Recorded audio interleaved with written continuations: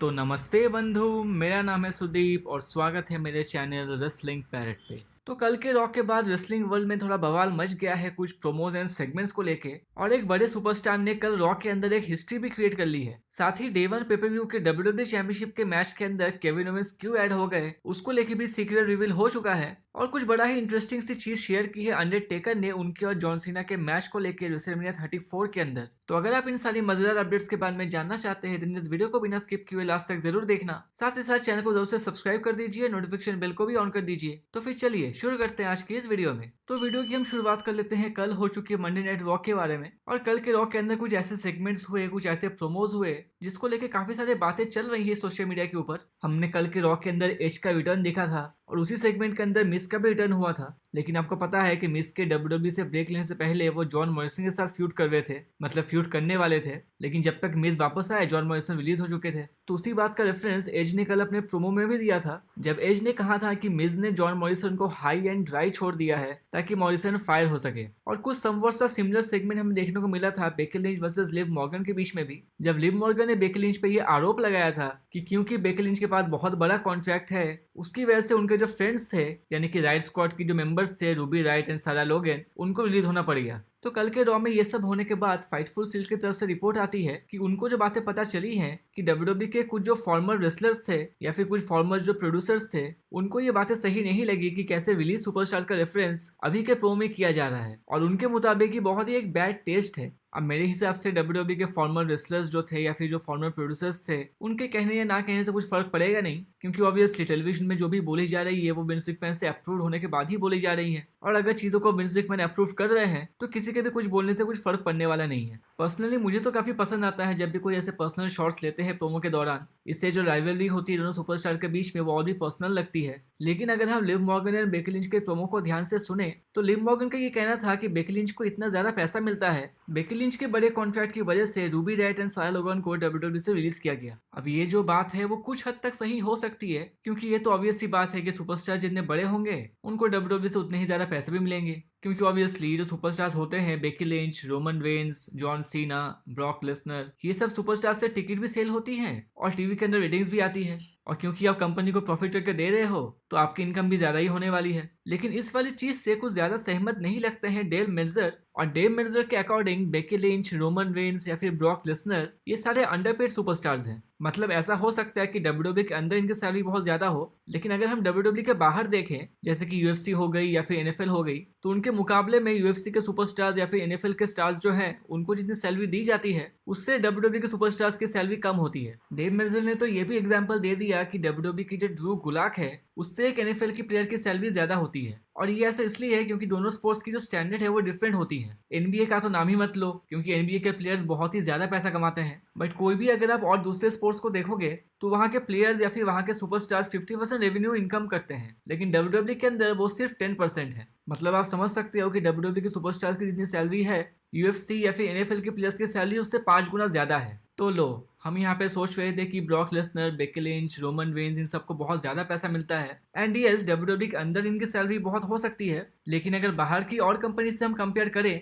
तो फिर इनकी सैलरी शायद कुछ ज्यादा नहीं है। अब चलो, कल की रॉ की ये वाली अपडेट के बाद हम चलते हैं हमारी अगली अपडेट के बारे में, जो कि फिर से जुड़ी हुई है कल के रॉ के बारे में ही, लेकिन ये इस बार जुड़ी हुई है रॉ के एक सुपरस्टार के रिकॉर्ड के साथ जो कि उन्होंने बनाई है कल के रॉ के एपिसोड में। और मैं यहाँ पे बात कर रहा हूँ current raw tag team champion के वन हाफ रैंडी ऑर्टन के बारे में। तो रैंडी ऑर्टन का एक रिकॉर्ड तो आप जानते ही हो कि सर्वाइवर सीरीज के अंदर वो एक सुपरस्टार बन गए जिन्होंने सबसे ज्यादा पेपर मैचेस में रेसल किया है। अब इतना बड़ा रिकॉर्ड बनाने के बाद भी रैंडी ऑर्टन शांत नहीं बैठे हैं। कल के रॉ के एपिसोड में भी रैंडी ऑर्टन ने एक रिकॉर्ड बना लिया है और वो बन चुके एक लौते सुपरस्टार जिन्होंने सबसे ज्यादा रॉ के अंदर मैचेस में रेसल किया है। और अगर हम एग्जैक्ट नंबर्स को देखें तो कल का मैच रैंडी ऑर्टन का 437वां मैच था रॉ के अंदर, जो कि किसी भी और रेसलर से सबसे ज्यादा है, जो कि सचमुच अपने आप में ही इतनी बड़ी बात है कि इसको शब्दों में लेके आना तो मुश्किल लगता है। और पुराने टाइम की आई थिंक रैंडी ऑर्टन ही एक लौते सुपरस्टार्स बचे हैं जो कि अभी तक हमें इस एज के अंदर भी रेगुलर नजर आते हैं। हमारी जो आज की अगली अपडेट जुड़ी हुई है वो है द फिनाम अंडरटेकर के बारे में। और रेसलमेनिया 34 के अंदर आपको याद होगा कि अंडरटेकर ने एक मैच लड़ा था जॉन सीना के साथ,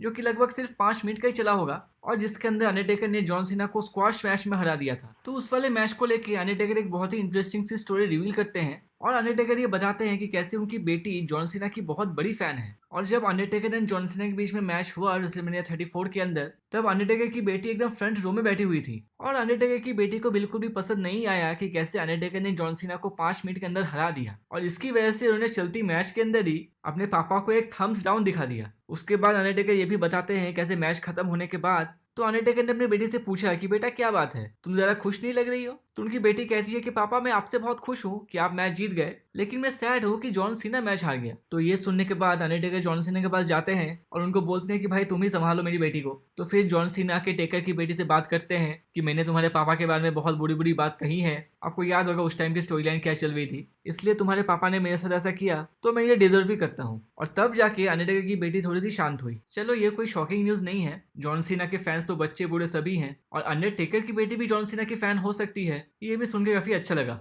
अब हमारी जो नेक्स्ट अपडेट जुड़ी हुई है वो फिर से जुड़ी हुई है जॉन सीना के बारे में। तो आपको पता होगा कि रेसलमेनिया 35 के अंदर कर्ट एंगल ने अपना आखिरी मैच लड़ा था WWE में, जिसके अंदर उन्होंने फेस किया था बैरन कॉर्बिन को और उनके फाइनल मैच में उनको हार का भी सामना करना पड़ा था। लेकिन अगर आप कर्ट एंगल को फॉलो करते हो एंड आपको रेसलमेनिया 35 के आसपास का सीन पता होगा तो आपने शायद ये सुना होगा कि कर्ट एंगल ने रिक्वेस्ट की थी विंस मैकमैन के पास जाके कि वो अपना आखिरी मैच लड़ना चाहते हैं जॉन सीना के साथ। आपको पता है कैसे John Cena and Kurt Angle की हिस्ट्री रही है। जॉन सीना ने अपना पहला मैच WWE के अंदर में कर्ट एंगल के साथ ही लड़ा था, तो कर्ट एंगल के हिसाब से वो एक कमाल की स्टोरी हो सकती थी कि अगर कर्ट एंगल का फाइनल मैच जॉन सीना के साथ हो। लेकिन उस टाइम विंस मैकमैन ने वो वाला रिक्वेस्ट डिनाई कर दिया था क्योंकि विंस मैकमैन ये चाहते थे कि बैरन कॉर्बिन को पुश मिले। तो कर्ट एंगल इस बात को डिस्क्लोज करते हैं कि कैसे विंस मैकमैन ने उनको ऑफर दिया था कि अगर कर्ट एंगल चाहे तो रेसलमेनिया 36 के अंदर, यानी कि एक साल बाद जो रेसलमेनिया होने वाली थी, उसके अंदर वो जॉन सीना को फेस कर सकते हैं। लेकिन कर्ट एंगल ने कहा लेकिन मेरा फाइनल मैच तो रेसलमेनिया 35 के अंदर होना है, तो फिर मैं एक साल और वेट क्यों करूं, क्योंकि मुझे पता है कि अगर मैं WWE के अंदर एक और साल रुका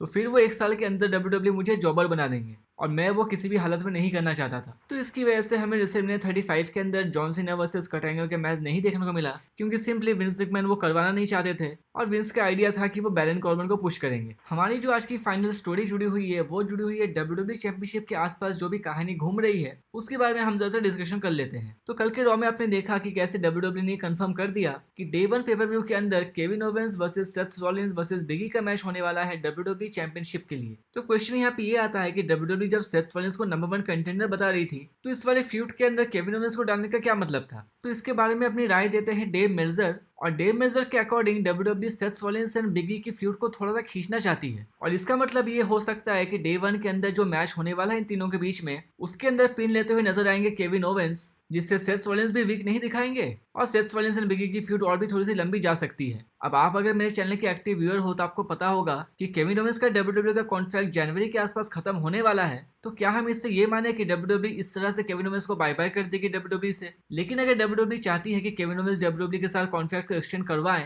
तो एक आउटसाइड पॉसिबिलिटी इसकी भी होती है कि केविन ओवेंस को WWE चैंपियन बना दे। तो आज है 1 दिसंबर, डे 1 पीपीयू को होने में ठीक एग्जैक्ट 1 महीने बाकी है। देखते हैं WWE कौन सा रास्ता अपनाती है। तो आज की ये वीडियो यहीं तक की थी। अगर आपको ये पसंद आई हो तो इसको लाइक या शेयर करना ना भूले। इसके साथ साथ चैनल को सब्सक्राइब करके नोटिफिकेशन बेल को भी ऑन कर दीजिए ताकि आपको रेसलिंग से जुड़ी हर न्यूज, अपडेट्स और इवेंट्स की जानकारी इस चैनल पे मिलती रहे। तो ठीक है बंधु, मिलते हैं आपसे अगले वीडियो में।